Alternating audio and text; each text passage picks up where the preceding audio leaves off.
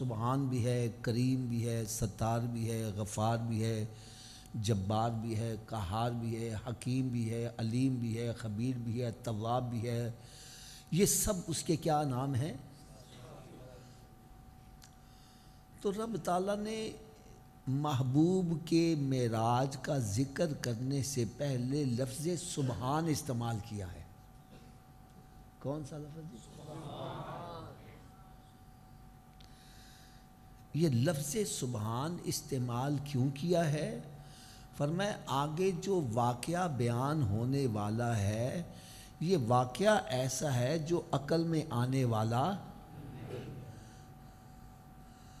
تو فرمایا تم نے سفر کی طرف نہیں دیکھنا، سفر کرنے والے کی طرف نہیں دیکھنا، یہ دیکھنا ہے جو سفر کروا رہا ہے وہ کتنی شان والا ہے۔ وہ سبحان ہے، ہر عیب اور نقص سے پاک ہے، وہ ان اللہ علی کل شیء قدیر ہے۔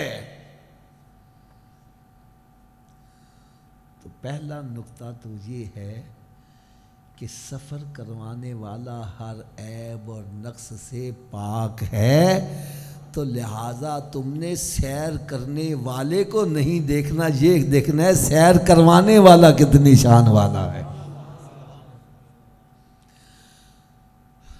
اسرا بعبدہ، میں صرف اشارے کروں گا کیونکہ وقت بڑا تھوڑا سا ہے۔ اسرا کہتے ہیں رات کی سیر کو، ایک ہوتا ہے مارننگ واک، صبح کی سیر، اور اسرا عربی میں کہتے ہیں رات کی سیر کو۔ تو یہ رب نے سیر دن میں کروائی کہ رات میں کروائی؟ تھوڑا سا اونچی آواز سے۔ اچھا، جو رب تعالیٰ رات میں سیر کروا سکتا ہے دن میں نہیں کروا سکتا؟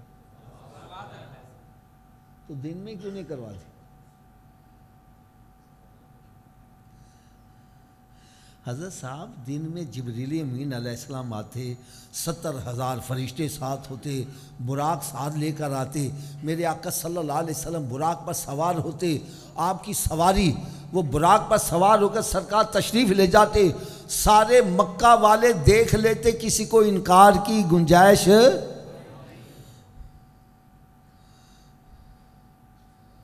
تو دن میں ہی کروا دیتے یار، رات میں کیوں کروایا؟ آؤ اس کا بھی جواب عرض کروں۔ رب تعالیٰ نے ارشاد فرمایا جو بغیر دیکھے ایمان لائے گا اس کو صدیق کا مقام دیا جائے گا۔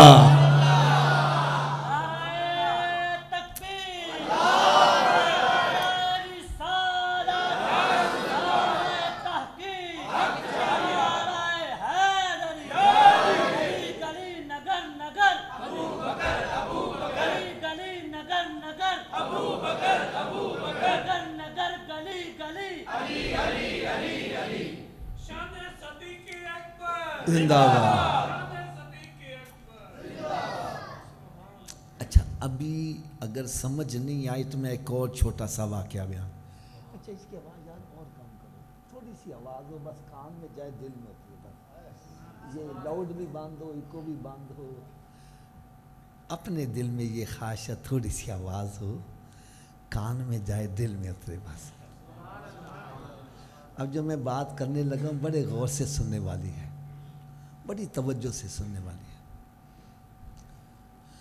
آپ نے نام سنا ہوگا زبیدہ خاتون کا، یہ خلیفہ ہارون رشید کی بیوی تھی، بڑی نیک سالے تھی، بڑی نیک سالے تھی۔ ایک مرتبہ دونوں میاں بیوی سیر کرتے جا رہے ہیں تو راستے کے اندر دیکھا کہ حضرت بہلول دانا رحمت اللہ تعالی علیہ ریت کے اندر نا گھروندے بنا رہے ہیں، وہ پاؤں رکھ کے نا بچے تو گھر بناتے ہیں۔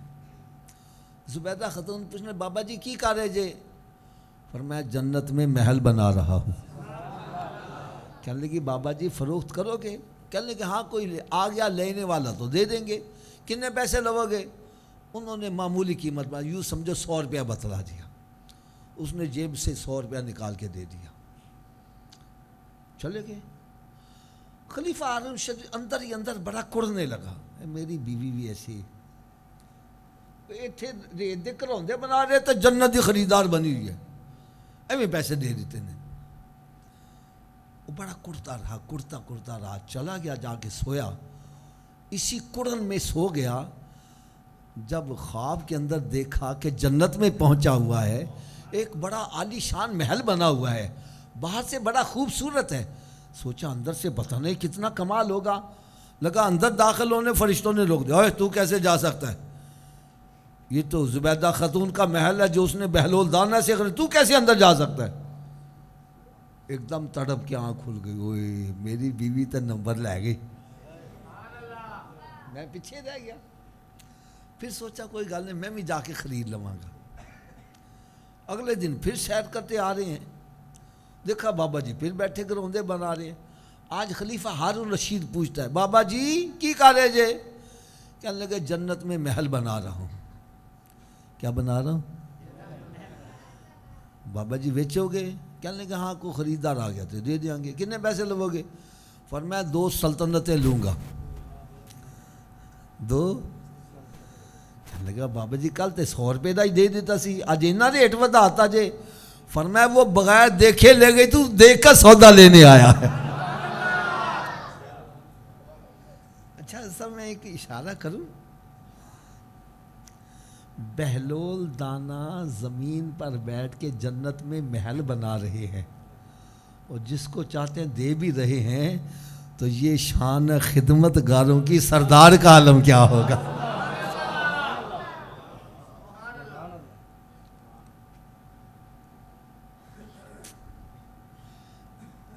تو فرمایا جو بغیر دیکھے ایمان لے آئے گا اس کو صدیق کا مقام دیا جائے گا۔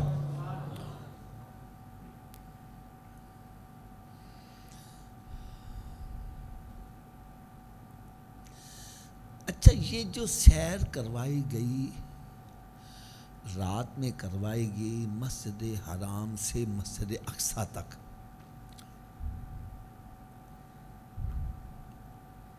ایسے ہی ہے نا؟ ہونا تو یہ چاہیے تھا کہ جبریل امین علیہ السلام براق لے کر آئے، میرے آقا صلی اللہ علیہ وسلم براق پر سوار ہوتے تو آپ کا سفر سیدھا آسمانوں کا شروع ہوتا، لیکن ایسا نہیں ہوا۔ پہلے مسجد حرام سے مسجد اقصی کا سفر کروایا گیا ہے، اور پھر وہاں سے آسمانوں کا سفر شروع ہوا ہے، ایسے ہی ہے نا؟ یہ مسجد حرام سے مسجد اقصی پہلے کیوں کروایا گیا ہے؟ یہاں سے سیدھا آسمانوں کا سفر کیوں نہیں کروایا گیا؟ اس کا جواب سنیں گے تو آپ کی طبیعت خوش ہو جائے گی۔ اگر میں یہ دعویٰ کر دوں کہ میں راتوں رات امریکہ سے ہو کر آ گیا ہوں، آپ میں سے کوئی بندہ امریکہ گیا ہی نہیں ہے، آپ چپ کر کے بیٹھے پتہ نہیں حافظ صاحب کوڑ مار دے پے نے، جھوٹ بول رہے ہوں گے، کون امریکہ جا سکتا ہے؟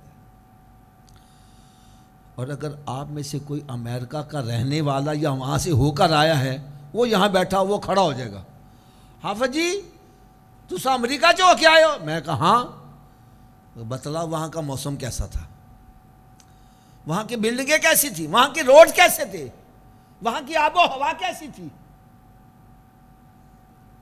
اگر میں جواب صحیح دے دوں تو میرا امریکہ جانا ثابت ہو جائے گا، اور اگر میں جواب نہ دے سکوں، آئیں وائیں سے کروں گا، تو پھر لوگ سمجھیں گے کہ یہ جھوٹ بول رہا ہے، سفر وہاں کا نہیں کر کے آیا۔ ایسے ہی ہے نا؟ اب سرکار صلی اللہ علیہ وسلم نے سفر کرنا ہے آسمانوں کا، اور آسمانوں پہ کوئی گیا ہی نہیں ہے۔ سرکار فرمائیں گے تو لوگ چپ کر کے بیٹھے، پتہ نہیں صحیح کہہ رہے غلط کہہ رہے۔ رب تعالیٰ نے پہلے زمینی سفر کروا دیا، اور مسجد حرام سے مسجد اقصی ان دنوں میں آنے جانے کا سفر 1.25 مہینہ لگتا تھا۔ فرمایا جب سرکار فرمائیں گے میں مسجد حرام سے مسجد اقصیٰ گیا تو مسجد اقصیٰ جانے والے تو موجود ہوں گے، وہ آقا سوال کریں گے، اور سرکار جب جواب صحیح دے دیں گے تو اگر رات کے تھوڑے سے حصے میں مسجد حرام سے مسجد اقصیٰ کا سفر جو 1.25 مہینے میں طے ہوتا ہے وہ ثابت ہو جائے تو آسمانوں کے سفر کی خود بخود ہی تصدیق ہوتی چلی جائے گی۔ بات سمجھ آئیے؟ ہوا بھی ایسے ہی جب میرے آقا صلی اللہ علیہ وسلم نے ارشاد فرمایا میں رات کے تھوڑے سے حصے میں مسجد حرام سے مسجد اقصیٰ بھی ہو کر آیا ہوں، وہاں سے آسمانوں کا سفر کیا، ابو جہل بھاگا گیا منڈی، بیت المقدس سے قافلہ آیا ہوا تھا، کہنے لگا کہ میرا بھتیجا جو ہے نا اس نے کہا میں مسجد حرام سے ہو کر مسجد حرام سے مسجد اقصیٰ ہو کر آیا ہوں، تو تم وہاں کے رہنے والے؟ کہنے لگا ہاں، کہنے لگا ذرا اس سے سوالات تو کرو، کیا کرو؟ تاکہ دودھ کا دودھ پانی کا پانی ہو جائے۔ کہنے لگے فکر ہی نہ کر، ہم سوال ہی ایسے کریں گے جواب دے ہی وہ سکے گا جو وہاں سے ہو کر آیا ہے، تم گھبراؤ نا۔ انہوں نے کہا آ جاؤ، پھر آ گئے۔ لو جی سرکار صلی بارگاہ میں حاضر ہوئے تو پوچھتے ہیں اے محمد صلی اللہ علیہ وسلم اب مسجد اقصیٰ سے ہو کر آئے ہیں؟ سرکار نے فرمایا ہاں۔ کہنے لگے بتلاؤ اس کی کھڑکیاں کتنی تھی، دروازے کتنے تھے، روشن دان کتنے تھے؟ اب میں آپ کے یہاں بیان کرنے آیا، میں روشن دان تو نہیں نہ گننے آیا، کھڑکیاں دروازے تو نہیں گننے آیا۔ میرے آقا صلی اللہ علیہ وسلم خاموش ہو گئے۔ رب تعالیٰ نے فرمایا میرے محبوب تو خاموش نہ ہو، ان کو جواب دے۔ فرمایا یہ تم سے سوال کرتے ہیں تو میں مسجد نبوی شریف مسجد اقصیٰ لا کر ہی تیرے سامنے رکھ دیتا ہوں، یہ سوال کرتے جائیں تو دیکھ کے جواب دیتا چلا جا۔ وہ سوال کرتے جا رہے ہیں، سرکار صلی اللہ علیہ وسلم جواب دیتے جا رہے ہیں، دیتے جا رہے ہیں، دیتے جا رہے ہیں۔ وہ سب کہنے لگے ابو جہل سچی گل دسیے تے اتھوں ہو کے آیا ہی۔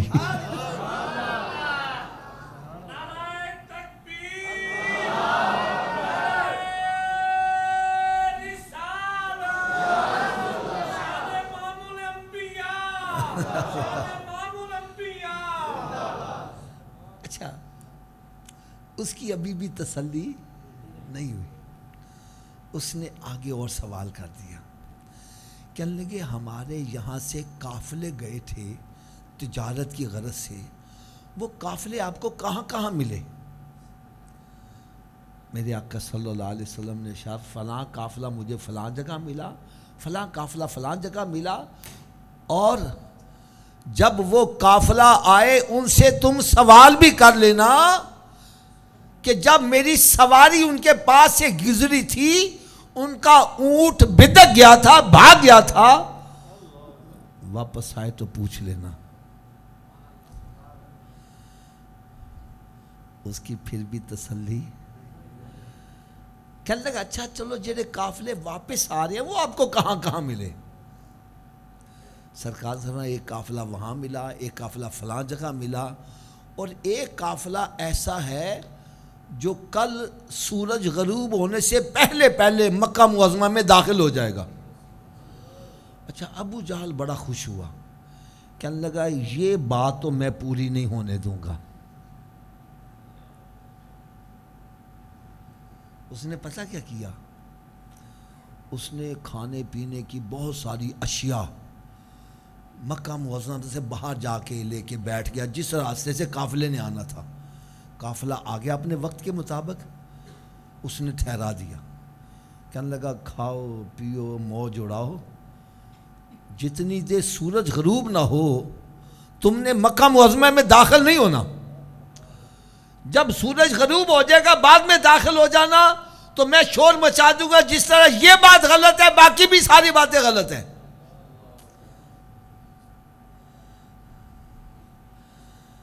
اس نے قافلے کو روک دیا. کیا کیا؟ اونچی بولو یار.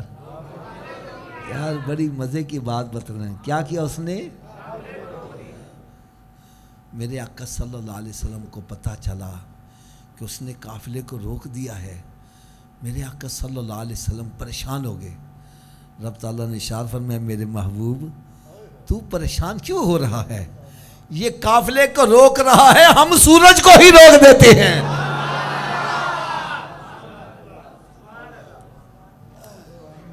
سورج وہیں رکا ہوا ہے، ادھر قافلہ رکا ہوا ہے.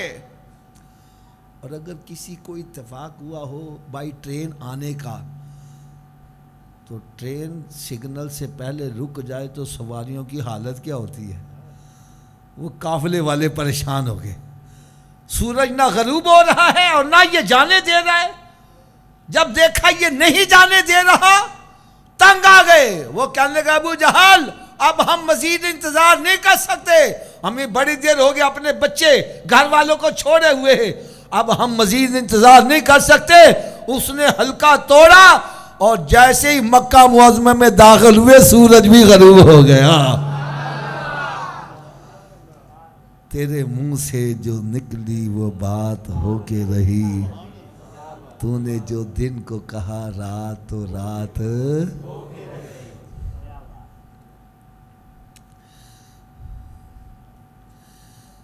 حضرت صاحب واقعہ معراج تو بہت لمبا ہے. ایک پنجابی شاعر نے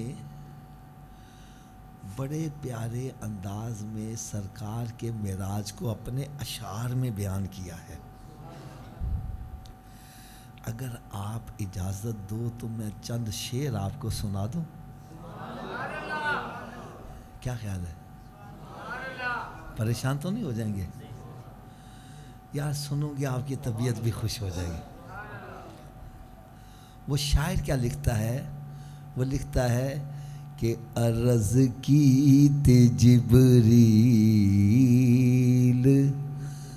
تلیاں نو چم کے چلو آقا رب دا پیغام آ گیا ہے.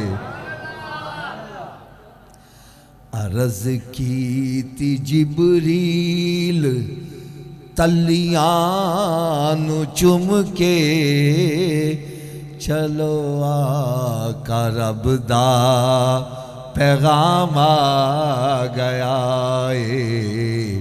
سواری لئی حاضر ہے براق آقا تے واگاں پھڑن لئی غلام آ گیا ہے. سواری لئی حاضر ہے براق آقا تے واگاں پھڑن لئی غلام آ گیا ہے.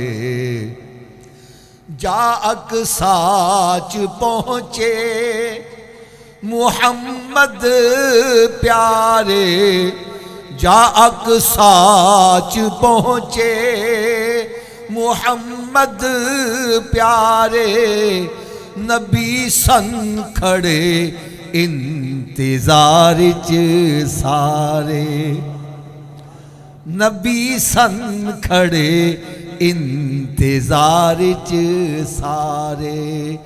سی فرمان نبیاں نو آدم نے کیتا، او صفاں ٹھیک کر لو امام آ گیا. سی فرمان نبیاں نو آدم نے کیتا، او صفاں ٹھیک کر لو امام آ گیا ہے. محمد دے قدماں چ سر نو جھکا کے، محمد دے قدماں چ سر نو جھکا کے، عرض کی تھی جبریل سدرات جا کے. اچھا کی عرض کی تھی؟ میں اگے نہیں ایک پیر جا سکدا آقا، میرا آخری مقام آ گیا.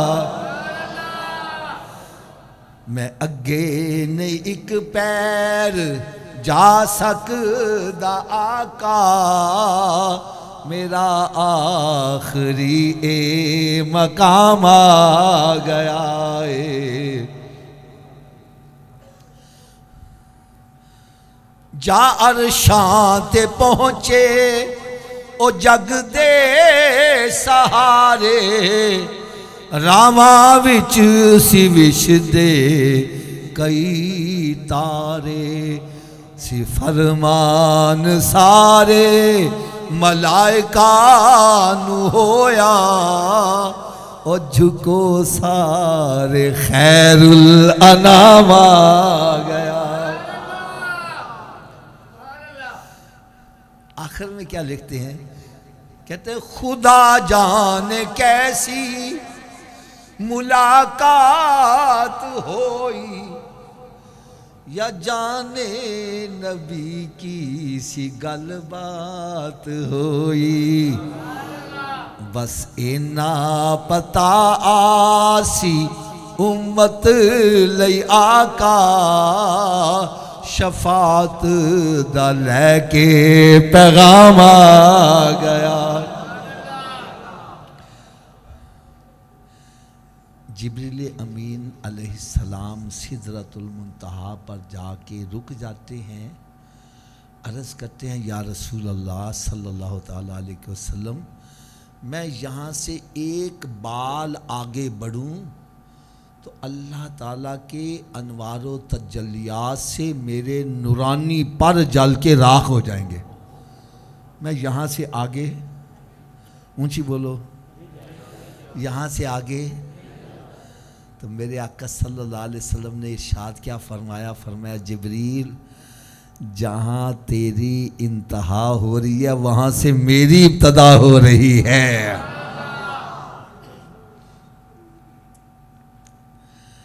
اصل میں یہاں ایک چھوٹا سا اشارہ کروں گا.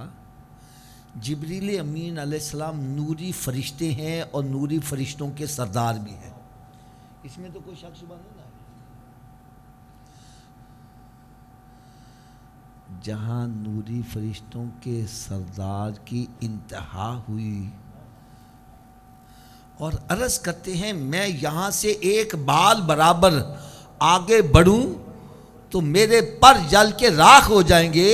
میرے آقا صلی اللہ علیہ وسلم آگے تشریف لے گئے اور جلے نہیں ہیں. اس سے پتہ چلا میرے آقا کا نور جبریل کے نور سے بھی افضل اور اعلیٰ ہے. اس لیے اعلیٰ حضرت پتہ کیا لکھتے ہیں؟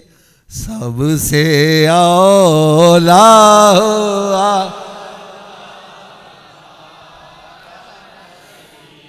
سب سے بالا لا ہمارا ارے خلق سے اولیاء، اولیاء سے رسول، خلق سے اولیاء، اولیاء سے رسول، اور ہے سب رسولوں سے اعلیٰ ہمارا نبی. اور ملک کونین میں انبیاء تاجدار، ملک کونین میں انبیاء تاجدار، اور تاجداروں کا آقا ہمارا نبی تاجدار.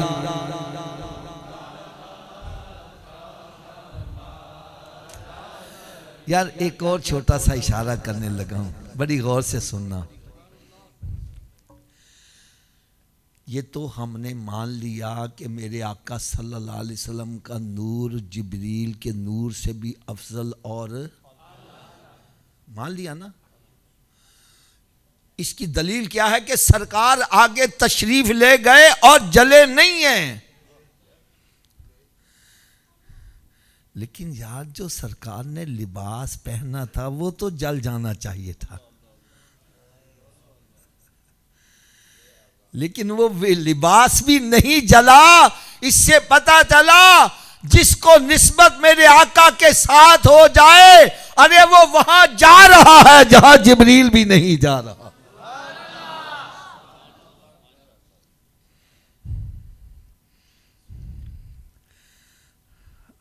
اور اگلی بات سنو، میرے آقا صلی اللہ علیہ وسلم نے ارشاد فرمایا، جبریل جب تو انبیاء کرام علیہ السلام کی بارگاہ میں حاضری کے لیے جاتا تھا تو آخر میں عرض کیا کرتا تھا، میں رب کے پاس جا رہا ہوں، کوئی پیغام ہے تو بتلاؤ۔ فرمایا جبریل آج میں جا رہا ہوں، کوئی پیغام ہے تو بتلا۔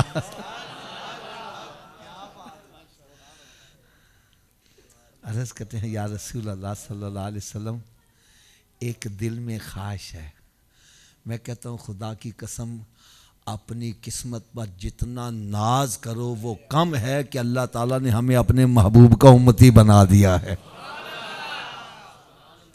جتنا ناز کرو وہ کم ہے۔ دلیل کیا ہے؟ جبریل امین علیہ السلام جو فرشتوں کے سردار ہیں، عرض کیا کرتے ہیں، یا رسول اللہ صلی اللہ علیہ وسلم میرے دل میں خواہش ہے قیامت کے روز ہر بندے کو پل صراط پر سے گزرنا ہوگا، جو بال سے زیادہ باریک ہے، تلوار سے زیادہ تیز ہے، اور اندھیری رات سے بھی جس پر زیادہ اندھیرا ہے، اور نیچے اس کے جہنم جل رہی ہے، اور کئی بندے قدم رکھیں گے کٹ کٹ کے جہنم میں گرتے جا رہے ہوں گے۔ یا رسول اللہ صلی اللہ علیہ وسلم میرے دل میں خواہش ہے قیامت کے روز جب آپ کے امتیوں کے گزرنے کی باری آئے، مجھے اپنے نورانی پر ان کے قدموں کے نیچے بچھانے کی اجازت مل جائے، تاکہ آپ کے امتی پل صراط پر سے نہیں میرے نورانی پروں سے گزر کر پار ہو جائیں۔ لیکن اعلیٰ حضرت بھی دیکھو عاشق رسول ہیں، وہ اس موقع پر کیا عرض کرتے ہیں؟ عرض کرتے ہیں یا رسول اللہ صلی اللہ علیہ وسلم پل سے یوں اتارو، پل سے یوں اتارو کہ راہ گزر کو خبر نہ ہو، اور جبریل پر بچھائیں تو پر کو خبر نہ ہو۔ یا رسول اللہ صلی اللہ علیہ وسلم جبریل امین کے پر تو بچھے ہوں گے، لیکن ہم کیا چاہتے ہیں؟ آپ کی نگاہ عنایت ایسی ہو ہم پل صراط پار کر جائیں اور جبریل کو بھی پتہ نہ چلے کون پار ہو گیا ہے۔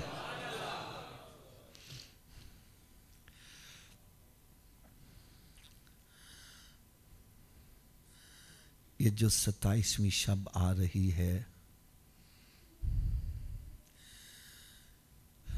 رجب شریف کی 27ویں شب کو میرے آقا صلی اللہ علیہ وسلم نے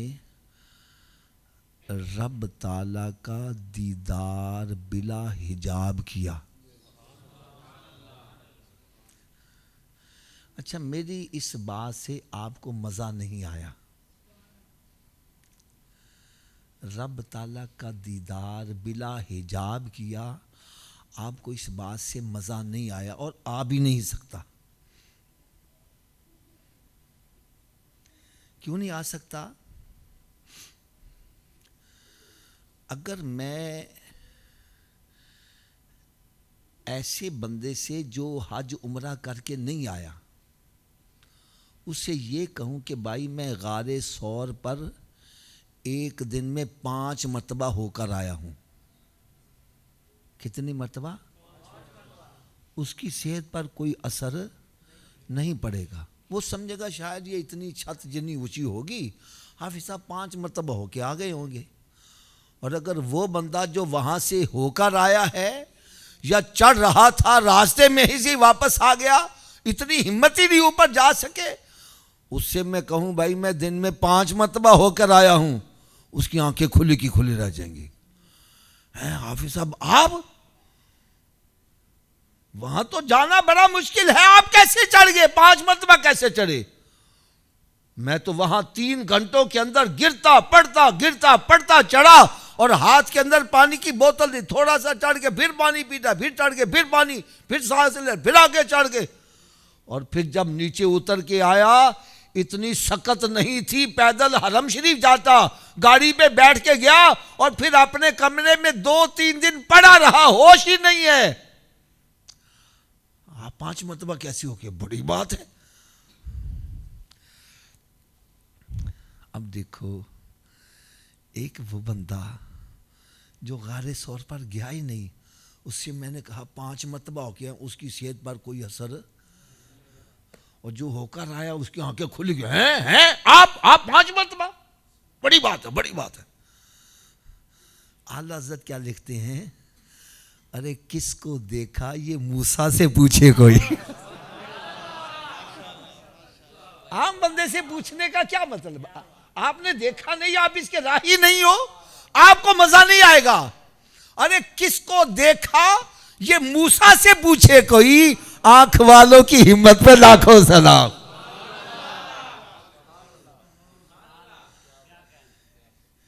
اس کا مطلب کیا ہے؟ اس کا مطلب بھی سمجھا دوں۔ حضرت موسیٰ علیہ السلام کا لقب ہے کلیم اللہ۔ آپ کوہ طور پر تشریف لے جاتے تو اللہ تعالیٰ سے ڈائریکٹ گفتگو کیا کرتے تھے۔ ایک مرتبہ عرض کرتے ہیں مالک مولا، میں تیرے ساتھ گفتگو کرتا ہوں، مجھے بڑا مزہ آتا ہے، بڑا لطف آتا ہے۔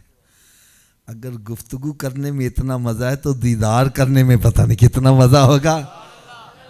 عرض کرتے ہیں ربی ارنی انظر الیک، یا اللہ مجھے اپنا آپ دکھا، میں تجھے دیکھنا چاہتا ہوں۔ جواب آتا ہے لن ترانی، اے موسیٰ تو مجھے دیکھ، اونچی بولو، تو مجھے دیکھ۔ اچھا یہ نہیں فرمایا موسیٰ مجھے کوئی بھی نہیں دیکھ سکتا،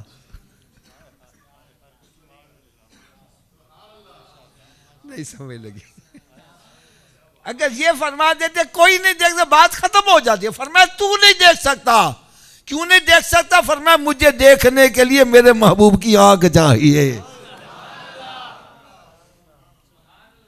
اگر دلیل پوچھتے ہو 3 پارہ ابتدائی یہیں سی ہو رہی ہے، تِلْكَ الرُّسُلُ فَضَّلْنَا بَعْضَهُمْ عَلَىٰ بَعْضٍ مِّنْهُمْ مَنْ كَلَّمَ اللَّهُ وَرَفَعَ بَعْضَهُمْ دَرَجَاتٍ۔ فرمایا یہ رسول ہیں، ہم نے بعضوں کو بعضوں پر فضیلت دی ہے، ان میں کچھ تو ایسے جو ہمارے ساتھ ہم کلام ہوئے ہیں، اور کچھ ایسے جن کے درجے اس سے بھی بلند کر دیے۔ اس کا مطلب ہے اس سے بلند درجہ کیا ہے؟ وہ گفتگو بھی کر رہا ہوگا اور دیدار بھی کر رہا ہوگا۔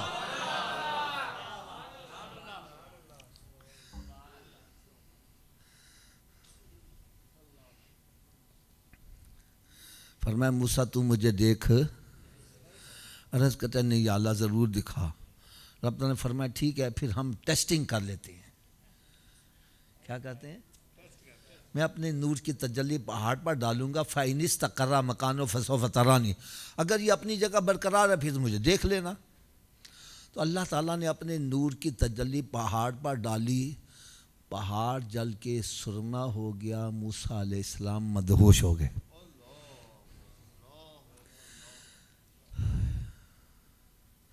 جب ہوش میں آئے تو عرض کرنے لگے اے مالک مولا، میں تیرے نور کی تجلی کو برداشت، اونچی بولو، برداشت یا جو اللہ تعالیٰ کے نور کی ایک تجلی کو دیکھ کر بے ہوش ہو گئے، ان سے پوچھو جس نے نور والے کو دیکھا اس کا مقام کیا ہوگا؟ کس کو دیکھا یہ موسیٰ سے پوچھے کوئی، آنکھ والوں کی ہمت پہ لاکھوں سلام۔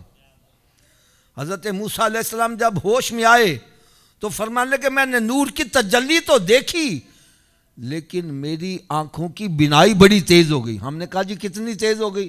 فرمانے لگے کالی رات ہو اور کالے پہاڑ پر کالی چونٹی چل رہی ہو، میں 3 میل کے فاصلے سے رات کو چونٹی کو چلتے ہوئے دیکھ لیتا تھا۔ کالے پہاڑ پر کالی چونٹی ہم دن میں نہیں دیکھ سکتے، فرمایا رات کی تاریک اندھیری میں میں 3 میل کے فاصلے سے چیونٹی کو پہاڑ پر چلتے دیکھ لیتا تھا. میں نے کہا جس نے تجلی دیکھی اس کی بینائی کا یہ عالم ہے, جس نے تجلی والے کو دیکھا اس کی بینائی کا عالم کیا ہوگا.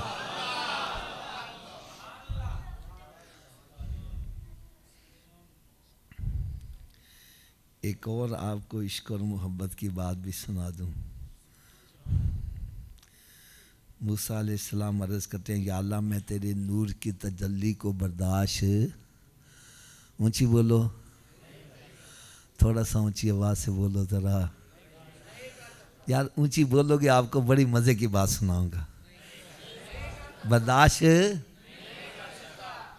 رب تعالیٰ نے ارشاد فرمایا موسیٰ آ میں تجھے ذرا اپنے محبوب کے امتی کی شان بتلاؤں.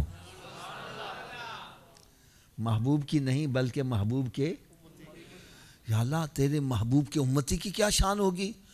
فرمایا موسیٰ جیسی ایک تجلی میں نے پہاڑ پر ڈالی یہ جل کے سرما ہو گیا تو بے ہوش ہو گیا, ایسی 70,000 تجلیاں میں اپنے محبوب کے امتی پر اس وقت ڈالوں گا جب وہ نماز ادا کر رہا ہوگا.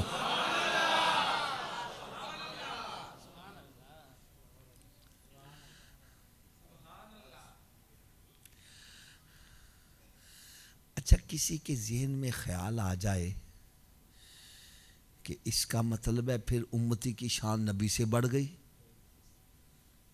نہیں بھائی ایسی بات نہیں ہے, نبی نبی ہوتا ہے, امتی امتی ہوتا ہے. اگر حضرت نوح علیہ السلام نے 950 سال تک تبلیغ کی, 100 میں سے کم بندے مسلمان ہوئے, اور خواجہ صاحب نے تھوڑے سے عرصے میں 90 لاکھ غیر مسلموں کو کلمہ پڑھا کے مسلمان کر دیا. ارے امتی امتی ہوتا ہے, نبی نبی ہوتا ہے. امتی جو بھی کر لے نبی سے آگے بڑھ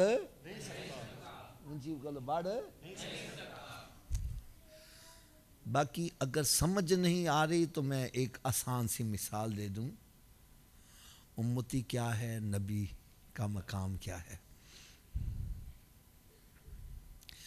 حضرت صاحب گرمیوں کا دن ہو, دوپہر کا وقت ہو, آپ ڈائریکٹ سورج کو دیکھنا چاہو دیکھ سکتے ہو, اونچی بولو. اور اگر درمیان میں ایکسرا رکھ دو یا آئینہ رکھ دو تو پھر دیکھنا. بھائی بات یہ تھی موسیٰ علیہ السلام ڈائریکٹ دیکھنا چاہتے تھے, بے ہوش ہو گئے, اور امتی سرکار کے آئینے کے اندر دیکھ رہے ہیں, بے ہوش نہیں ہو رہے. اگر نہیں تسلی ہو رہی تو ایک اور بڑی مزیدار بات بتلاؤں, بڑی مزیدار بات بتلاؤں. نمازیں ملی تھی 50, کتنی ملی تھی؟ 50. اور 50 کی 5 کس کی مدد سے ہوئیں؟ اچھا موسیٰ علیہ السلام نے نمازیں کم کیوں کروائیں؟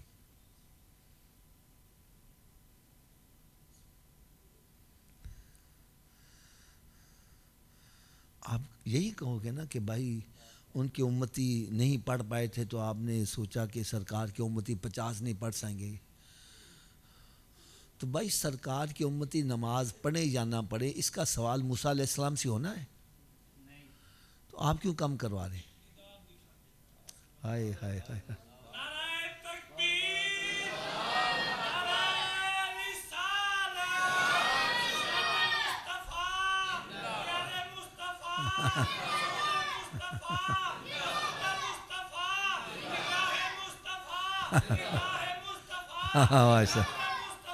ماشاء اللہ. بھائی نمازیں کم کروانا مقصود نہیں تھا. آپ کہیں گے جی 5 نمازیں پڑھنے میں 1 گھنٹہ لگتا ہے, اگر 50 ہوتی تو سارا دن نمازیں پڑھتے رہتے, کھاتے پیتے کہاں سے؟ تو بھائی یہ رزق کی ذمہ داری رب کے ذمہ ہے, ہمارے ذمہ نہیں ہے. کیوں جی حضرت صاحب؟ رازق کون ہے؟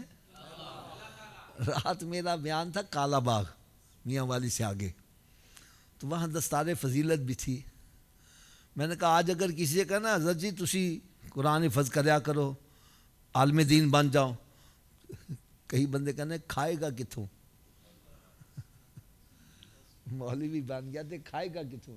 میں کہا جو تو ماں دے پیٹ سے ادو کیڑیاں تیریاں ملا چل دیا سی. رب تجھے وہاں بھی رزق پہنچاتا رہا. رازق کون ہے؟ اونچی بولو کون ہے؟ وہ اگر بادشاہ کو بھی رزق دیتا ہے تو فقیروں کو رزق بھی وہی دے رہا ہے.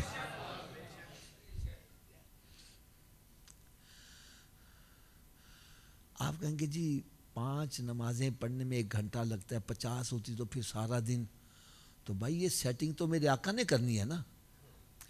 اگر 1 گھنٹے میں 5 نمازیں پڑھی جاتی ہیں تو سرکار سیٹنگ ہی ایسے کرتے آدھے گھنٹے میں 50 پڑھی جاتی. سیٹنگ تو سرکار نہیں کرنی تھی نا. تو یہ 50 کی کم کیوں کروائیں؟ اصل میں نمازیں کم کروانا مقصود نہیں تھا. وہ تجلی جو موسیٰ علیہ السلام نے ڈائریکٹ دیکھنا چاہیے، بے ہوش ہو کے نہ دیکھ سکے. ارے وہ نور سرکار کے رخ انور میں نظر آ رہا تھا. یہ چاہتے تھے یہ جاتے جائے آتے جائے میں دیدار کرتا ہی رہوں. اور اگر ابھی بھی تسلی نہیں ہوئی، ایک اور میں مثال دے دوں. حضرت صاحب آپ کو کوئی مدینہ شریف سے تحفہ لا کر دے 5 کلو کھجوروں کا، تو آپ کہیں گے کھجوریں کم کرو زیادہ ہیں؟ اب بولو تو جی تحفہ کم.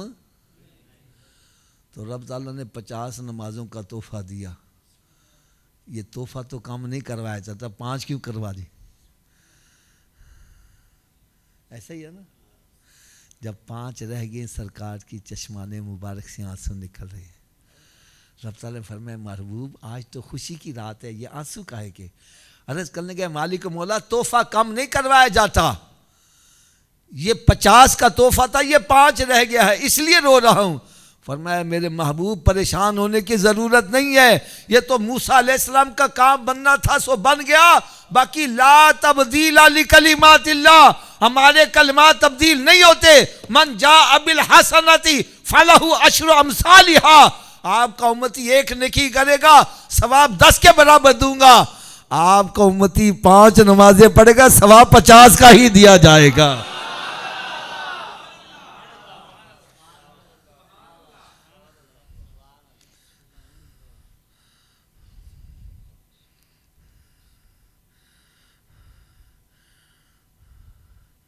اب میں آپ سے چند ایک سوالات کروں گا. خالی مولوی کا کام ہی نہیں بولنا، آپ کو بھی کچھ بولنا چاہیے نا. حضرت صاحب آپ سے میں پوچھتا ہوں، آپ کے والد صاحب آپ کے لیے مدینہ شریف سے تحفہ لائے. وہ کھجوریں بھی ہو سکتی ہیں، پانی بھی ہو سکتا ہے، ٹوپی بھی ہو سکتا ہے، رومال بھی ہو سکتا ہے. اگر آپ اس تحفے کو ضائع کر دو، اس کی قدر نہ کرو، مسجد میں بیٹھے ہو بات سچی کرنا، تحفہ لانے والا خوش ہوگا کہ ناراض ہوگا؟ ابھی سب کی آواز نہیں آ رہی. تحفہ لانے والا بابا جی کیا ہوگا؟ تو اس سے پتہ چلا جو تحفہ مدینہ شریف سے لایا جائے جو اس کی قدر نہ کرے تو تحفہ لانے والا ناراض ہو جائے گا. ایسے ہی تو یار جو تحفہ مدینہ شریف سے لایا جائے جو اس کی قدر نہ کرے تحفہ لانے والا ناراض ہو جائے. تو کبھی سوچا ہے نماز کہاں کا تحفہ ہے؟ ارے یہ تو لامکانوں کا تحفہ ہے. یہ تحفہ بھیجنے والے رب العالمین ہیں، لانے والے رحمت للعالمین ہیں.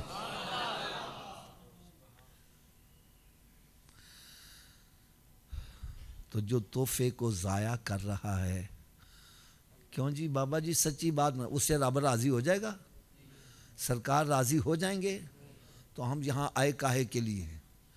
ہمارا یہاں آنے کا مقصد ہی یہی ہے ہم سے رب بھی راضی ہو جائے، اس کا محبوب بھی راضی ہو جائے. تو نسخہ ہمیں پتہ چل گیا. جو چاہتا ہے مجھ سے رب راضی ہو جائے، اس کا محبوب راضی ہو جائے، اس کو کیا کرنا چاہیے؟ نمازوں کی. جب ہم نماز کی پابندی کریں گے رب بھی راضی ہو جائے گا، اس کا محبوب بھی راضی ہو جائے گا. اگر ابھی بھی سمجھ نہیں آئی ایک اور مثال دے دوں. یہ حدیث وہ حدیث ہے جو عموماً مساجد میں بھی لکھی ہوتی ہے، الصلاۃ مفتاح الجنہ. نماز جنت کی چابی ہے، نماز جنت کی۔ اچھا ماما جی آپ بتلاؤ، چابی کے بغیر تالا کھولو گے؟ اونچی بولو نا۔ تو چابی دا بندوبست مرن تو بات کرنا ہے کہ پہلے؟ تو پھر کر دے کیوں نہیں؟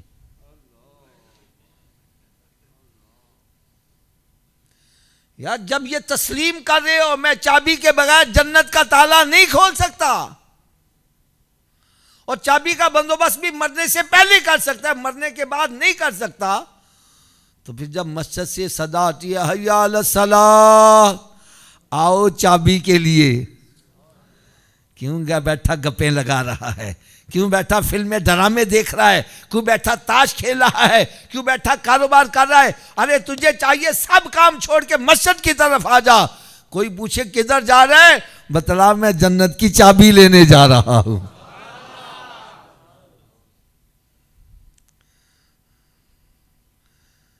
چلیں آپ بتلاؤ، ہر چابی ہر تالے کو لگ جاتی ہے، اس کی کیا وجہ ہے؟ چلیں وجہ بھی جلدی جلدی بتلا دوں۔ تالے کے اندر لیور ہوتے ہیں، جتنے لیور کا تالا ہوگا چابی کو اتنے دانتے پڑے ہوں گے تو چابی گھومے گی، چابی گھومے گی تو تالا کھلے گا نا، ایسا ہی ہے نا بابا جی؟ تو آؤ آج میں یہ بھی بتلا جاؤں، جو جنت کو تالا لگا اس کے 5 لیور ہیں۔ اور کتنے لیور ہیں؟ پہلے لیور کا نام ہے فجر، دوسرے کا نام، تیسرے کا، چوتھے کا، 5ویں کا۔